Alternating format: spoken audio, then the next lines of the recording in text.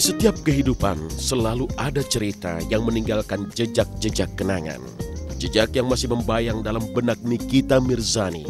Di balik predikat artis kontroversi yang terus mencuat, ada kisah yang jarang tersingkap dalam masa hidupnya. Itulah saat-saat di mana usianya masih dalam hitungan jari. Terlahir sebagai anak kedua dari 4 bersaudara, serta menjadi satu-satunya perempuan di antara yang lainnya, membuat curahan kasih sayang dari kedua orang tua mengucur tanpa batas. Kasih sayang yang mulai berubah haluan jadi gemuruh amarah saat ia memutuskan berhenti dari pesantren dan memilih menempuh pendidikan di SMA Kejuruan. Dari kecil sampai SD, mau naik SMP, Niki masih disayang sama papa, masih disuapin, pokoknya disayang lah. Dan gak ada keributan sama sekali di rumah. Tapi ketika Niki memutuskan untuk Niki mau sekolah SMP di pesantren, terus papa dan keluarga yang lainnya juga senang karena itu kemauan Niki sendiri tanpa paksaan.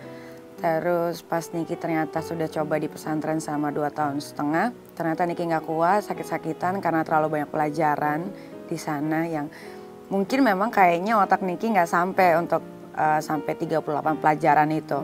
Dari mulai Niki keluar dari pesantren itu udah terjadi banyak perubahan di rumah. Kayak papa suka marah-marah. Mulai dari kelas 1 SMA Niki masih menggunakan jilbab. Tapi setelah kelas 2 Niki berteman sama anak-anak situ sudah mulai melepas jilbab. Tapi kalau dari rumah tetap pakai jilbab. Pas udah sampai sekolah tuh ada kayak kantin itu dilepas gitu. Udah berjalannya waktu dari yang Niki masih pakai rok panjang, Niki jahit rok sendiri dan akhirnya Niki ganti di sekolahan gitu. Sampai akhirnya papa tahu dan disitulah terjadi kayak Niki pernah dipukul papa beberapa kali pernah. Jiwa Nikita muda mulai memberontak. Kerudung yang biasa ia kenakan ditanggalkannya secara perlahan. Godaan untuk menekuni dunia modeling kian beranak pinak memenuhi rongga dada. Mengantungkan impian untuk menjadi artis ternama, ia harus berhadapan dengan sang ayahanda. Dan demi merengkuh cita-cita di sela larangan itu, ia mulai mengelak dengan berbagai cara. Upaya yang justru kian memicu amuk ayahnya. Niki memutuskan untuk, jadi waktu itu Niki ikut-ikutan temen kayak ikut dunia modeling. Terus ikut dunia modeling, bilangnya les segala macam karena papa nggak suka sama sekali sama dunia entertain. Pada akhirnya ketahuan dan sempet baju Niki dirobek-robek satu lemari. Ada yang sebagian dibakar, ada yang sebagian dirobek gitu. Terus dari situ Niki tetap masih pengen karena nggak tahu ya Niki kayaknya senengnya di dunia itu gitu kan. Di rumah itu gini, di rumah itu banyak peraturan. Niki nggak boleh pulang lebih dari jam 9 malam. Kayak gitu, terus main pun nggak boleh. Kalaupun ada temen yang mau main ke rumah, pasti dipelototin dan nggak mungkin berani kan. Akhirnya kabur gitu. Pasti pada bilang, ih papa lo galak banget. Padahal itu belum ngomong gitu kan. Jadi, aduh gimana ya, jadi nggak bisa berteman segala macem. Akhirnya Niki bilang saat itu, Niki mau les bahasa Inggris. Gitu kan. Itu kan berarti ada 2 jam Niki untuk pergi gitu kan. Ternyata ketahuan tuh, lama-lama ketahuan. Pernah rambut Niki dibotakin gitu. Ya sebenarnya mereka itu apa ya, gimana ya, dibilang nggak terlalu baik juga. Kadang-kadang mereka masih keep in touch gitu. Kadang-kadang ya namanya orang tua, sekesal-kesalnya orang tua sama anak, pasti dia masih punya ada batas kepedulian. Dimanapun anak itu, nggak bener pun anak itu, ataupun orang tuanya nggak bener pun, ayah sama anak pasti ada chemistry-nya, pasti ada ikatan batin yang kuat dan mereka nggak mungkin kayak yang berantem ya udah gitu pisah, enggak, tetap aja akan saling care gitu. Yang gue ngelihatnya udah biasa lah nih kita sama ayahnya, emang udah kayak udah gimana ya, memang suka sering beda pendapat gitu. Gue ngelihatnya udah biasa aja karena gue udah sering lihat gitu. Ayahnya gimana, nih kitanya juga gimana. Jadi udah tahu, oh ya udahlah. Tak kenal putus asa, ia terus melangkah walau pada kenyataannya Nikita Mirzani harus tersekat jarak dengan ayahnya sendiri. Kebulatan tekad yang malah mengikis beningnya cinta antara seorang anak dengan orang tua. Apa boleh dikata, ia kepalang cinta terhadap dunia yang hingga saat ini digelutinya. Bermula dari bintang iklan hingga peran figuran, Nikita meretas bayang demi menjadi artis kenamaan.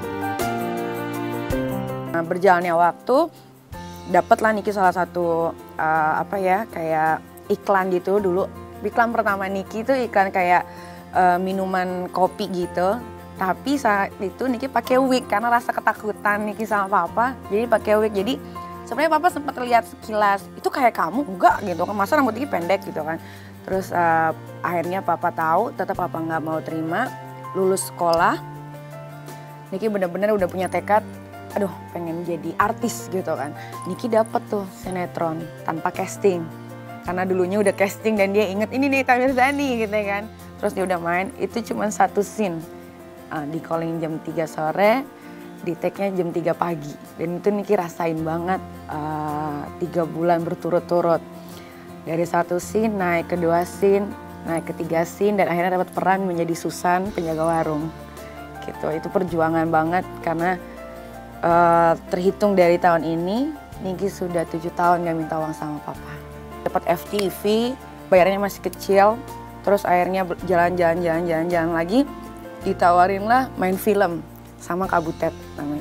Dulu perannya nggak ada peran cuman berdiri doang, berdiri senyum-senyum gitu doang. Dan itu kalau diinget-inget, ya Tuhan kok gue dulu gini ya, jelek banget gitu, kok mau gitu kan. Cuman ya itu namanya perjalanan hidup kan.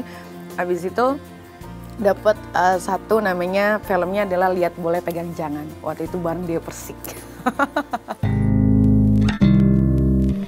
Tidak ingin berjalan di tempat, Nikita terus merapat di berbagai judul film televisi hingga film layar lebar. Potret perjuangan yang mulai mendapat tempat ketika ia berperan dalam salah satu film bergenre horor komedi. Berkaca dari hal ini, rasa bangga seketika menyeruak dalam hatinya. Bagi artis kelahiran 26 tahun silam tersebut, inilah pembuktian bahwa ia sungguh-sungguh menyelami cita-cita. Pernah nggak ketemu sama Reme Gayung? Kata Pak RT, si Usep juga matinya kayak gini nih, banyak lukanya.